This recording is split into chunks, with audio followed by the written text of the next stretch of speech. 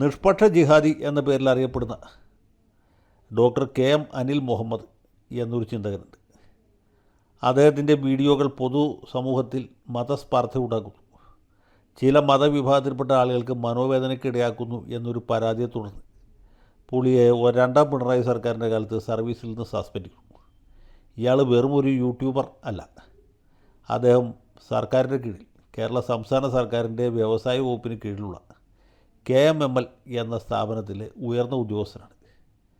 അങ്ങനെ ഉയർന്ന ഉദ്യോഗത്തിൽ ഇരുന്നു കൊണ്ട്, അത് സ്വന്തം ഓഫീസിലിരുന്നു കൊണ്ടാണ് പുള്ളി ഈ മാതിരി വീഡിയോകൾ ചെയ്ത് അന്തരീക്ഷത്തിലേക്ക് വിടുന്നത്.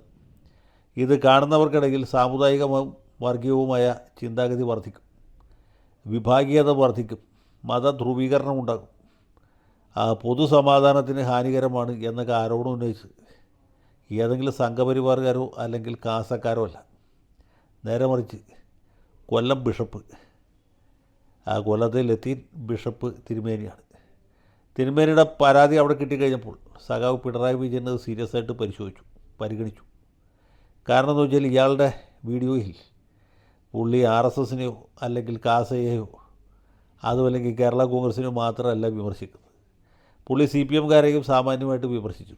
ഇയാൾ അറിയപ്പെടുന്ന ഒരു കോൺഗ്രസ്സുകാരൻ, മുൻ കേന്ദ്രമന്ത്രിയും AICC ജനറൽ സെക്രട്ടറിയുമായ KC വേണുഗോപാലിനെ അറിയപ്പെടുന്ന ഒരു കൈമണിയുമാണ്. അപ്പോൾ അദ്ദേഹത്തിൻ്റെ രാഷ്ട്രീയ പക്ഷപാതിത്വവും മതപക്ഷപാതിത്വവും വീഡിയോയിൽ സ്വാഭാവികമായിട്ടും പ്രതിഫലിക്കും. അങ്ങനെ ഇത് കണ്ട് പിണറായി സഖാവ് ഇതൊരു അവസരമായിട്ട് ഉപയോഗിച്ച്, മാത്രമല്ല കൊല്ലം ബിഷപ്പാണല്ലോ പരാതിക്കാരൻ, പരാതി അങ്ങനെ മുഖവിലക്കെടുക്കാതെ തള്ളിക്കളയാൻ കഴിയില്ല. പുള്ളിയെ ഇമ്മീഡിയറ്റായിട്ട് സസ്പെൻഡ് ചെയ്തു. അങ്ങനെ ഏതാണ്ട് 2 കൊല്ലത്തോളമായിട്ട് പുള്ളി സസ്പെൻഷനിൽ കഴിയുകയാണ്. അപ്പോൾ ഈ UDF സർക്കാർ വരുമ്പോൾ തന്നെ നമുക്കറിയാം, അനിൽ മുഹമ്മദ് സാറിനെ വൈകാതെ തിരിച്ചെടുക്കും, സാറിന് ഉചിതമായ ഒരു പോസ്റ്റിങ്ങും കൊടുക്കും എന്നുള്ള കാര്യം. അങ്ങനെ നമ്മുടെയൊക്കെ പ്രാർത്ഥന ഫലിച്ചു. UDF അധികാരത്തിൽ വന്നു, VD സതീശൻ മുഖ്യമന്ത്രിയായി, KC വേണുഗോപാലാണ് മുഖ്യമന്ത്രിക്ക്. പുള്ളിയെ ഉഗാണ്ടയിലെ അംബാസഡറായിട്ട് അയക്കുമായിരുന്നു. പക്ഷേ കഷ്ടകാലത്തിന് അത്ര ഉണ്ടായില്ല. KC വേണുഗോപാലല്ല, രമേശ് ചെന്നിത്തല പോലുമല്ല, മറിച്ച് VD സതീശനാണ് മുഖ്യമന്ത്രിയായത്.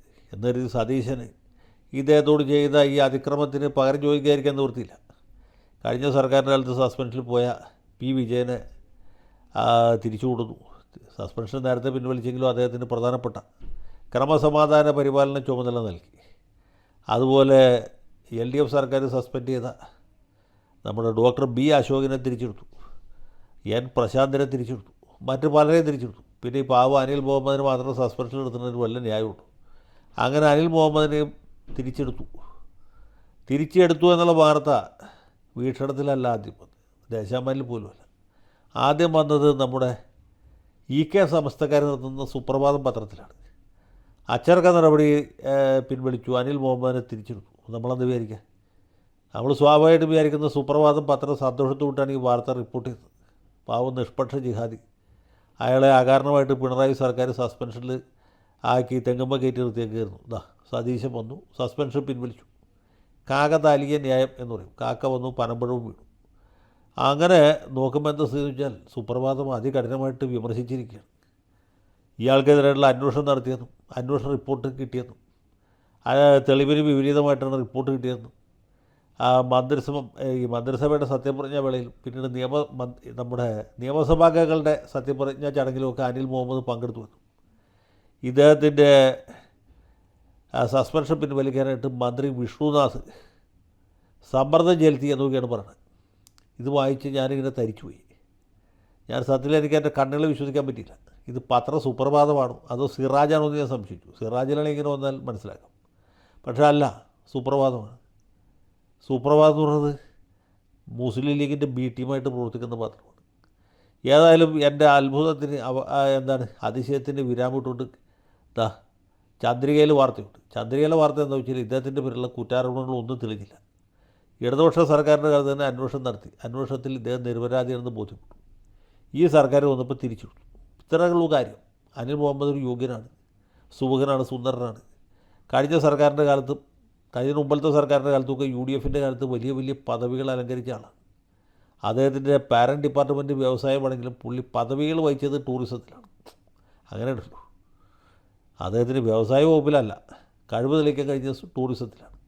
അപ്പോൾ അങ്ങനെ ടൂറിസം മേഖലയിൽ വലിയ കഴിവ് തെളിയിച്ച ഒരു മനുഷ്യൻ ഈ സർക്കാർ തിരിച്ചെടുത്തു എന്ന വാർത്ത ചന്ദ്രികയിൽ വായിച്ച് ഞാൻ ആശ്വസിക്കുമ്പോഴത്തേക്കും കിടക്കുന്നു സുപ്രഭാതത്തിൽ അടുത്ത വാർത്ത. ഇദ്ദേഹത്തിന് സസ്പെൻഷനിൽ കഴിഞ്ഞ ആളെ തിരിച്ചെടുക്കാൻ മാത്രമേ പുള്ളിക്ക് സ്ഥാനക്കയറ്റവും നൽകി. അത് തന്നെ ക്രമവിരുദ്ധമാണ്, നിയമവിരുദ്ധമാണ്. ഇയാളെ അസിസ്റ്റൻറ്റ് ജനറൽ മാനേജറായിട്ടാണ് തിരിച്ചെടുത്തിട്ടുള്ളത്. അവിടുത്തെ ചട്ടപ്രകാരം പുള്ളിയെ മാനേജറുടെ സ്ഥാനത്തിന് മീതയ്ക്ക് പ്രൊമോഷൻ കൊടുക്കാൻ വകുപ്പില്ല. മാത്രവുമല്ല ഇയാൾക്കെതിരായിട്ട് ഡിജിറ്റൽ എവിഡൻസ് ഉണ്ട്, രേഖാമൂലമായ തെളിവുകളുണ്ട്. പിന്നെ മേലുദ്യോഗസ്ഥന്മാർ നടത്തിയ അന്വേഷണത്തിൽ പുള്ളി ഓഫീസിലിരുന്നാണ് വീഡിയോ ചെയ്യുന്നതെന്ന് കണ്ടെത്തിയിട്ടുണ്ട്. ഇതൊക്കെ കഴിഞ്ഞിട്ട് പുള്ളിയെ എന്താണ് യോഗ്യനാക്കി സർവീസിൽ തിരിച്ചെടുത്തിരിക്കുകയാണ്. ഇത് വലിയ തെറ്റാണ്, കൊടിയ അനീതിയാണ്, നീതി ലംഘനമാണ്, നിഷ്പക്ഷതയുടെ ലംഘനമാണ് എന്നൊക്കെ പറഞ്ഞിട്ട് സുപ്രഭാതം പുള്ളിയെ വിടാതെ പിടിച്ചിരിക്കുകയാണ്. സത്യം പറഞ്ഞാൽ എനിക്ക് മനസ്സിലാവില്ല ഈ മുസ്ലിയാക്കന്മാർക്ക് എന്തിൻ്റെ അസുഖമാണ് എന്നാണ് മനസ്സിലാവുന്നത്. കാരണം നമ്മുടെ ദീനി വിശ്വാസിയായ ഒരാൾ ഈ LDF സർക്കാരിൻ്റെ കാലത്ത് അന്യായമായ അച്ചടക്ക നടപടിക്ക് വിധേയനായ ഒരു മനുഷ്യൻ ഈ സർക്കാർ വന്നു അദ്ദേഹത്തെ കുറ്റവിമുക്തനാണെന്ന് കഴിഞ്ഞ സർക്കാരിൻ്റെ കാലത്ത് കണ്ടെത്തിയതാണെന്ന് കണ്ടെത്തിയിട്ട് പുള്ളിയെ സർവീസിൽ തിരിച്ചെടുക്കുകയാണ്. അതിൽ സന്തോഷിക്കുകയല്ലേ ചെയ്യട്ടെ. അതിന് പകരം ഇതുപോലെ ഗീബത്ത് പറഞ്ഞുണ്ടാക്കുന്നത് സുപ്രഭാതം ഒരു പത്രത്തിന് ചേർന്നല്ല. അതിൻ്റെ പത്രാധിപരൊക്കെ എൻ്റെ സുഹൃത്താണ്. അപ്പോൾ എൻ്റെ സുഹൃത്തായ പത്രാധിപരോടും ഇതിൻ്റെ നടത്തിപ്പുകാരോടും ഇതിന് കാർമ്മികത്വം വഹിക്കുന്ന എല്ലാ മുസ്ലിയാക്കന്മാരോടും മൊല്ലാക്കന്മാരോടും പറയാനുള്ളത്, അനിൽ മുഹമ്മദിനെ പോലെ യോഗ്യനായ ഒരാളെ സർവീസിൽ തിരിച്ചെടുക്കുന്നത് നിങ്ങൾക്കെന്താ ഇത്ര വിഷമം? ഇത് ദേശാഭിമാനിയാണ് എഴുതിയെങ്കിൽ എനിക്ക് മനസ്സിലാവും, ജന്മഭൂമിയാണ് ചെയ്തെങ്കിൽ മനസ്സിലാവും. അല്ലെങ്കിൽ ഈ മതേതര മുഖം മൂടി അണിയുന്ന മാതൃഭൂമിയോ മനോരമയോ പോലെ ഏതെങ്കിലും പത്രമാണെങ്കിലും നമുക്ക് മനസ്സിലാവും. ഇവർക്ക് ആർക്കും ഇല്ലാത്തൊരു വിഷമം ഇത് ഞങ്ങളുടെ നാട്ടിൽ കുത്തിക്കഴപ്പെന്നാണ് പറയുക. അത് സുപ്രഭാതത്തിന് എന്തുകൊണ്ട് തോന്നുന്നു എന്നെനിക്ക് മനസ്സിലാവുന്നില്ല. ഏതായാലും പത്രം തെറ്റി തിരുത്തും, അനിൽ മുഹമ്മദിനോട് ഔപചാരികമായിട്ട് ഖേദപ്രകടനം നടത്തും എന്നാണ് എൻ്റെ പ്രതീക്ഷ. ഏതായാലും പ്രിയ സുഹൃത്ത് അനിൽ മുഹമ്മദ് സർവീസിൽ തിരിച്ചെത്തുന്നതിനുള്ള സന്തോഷം രേഖപ്പെടുത്തുന്നു.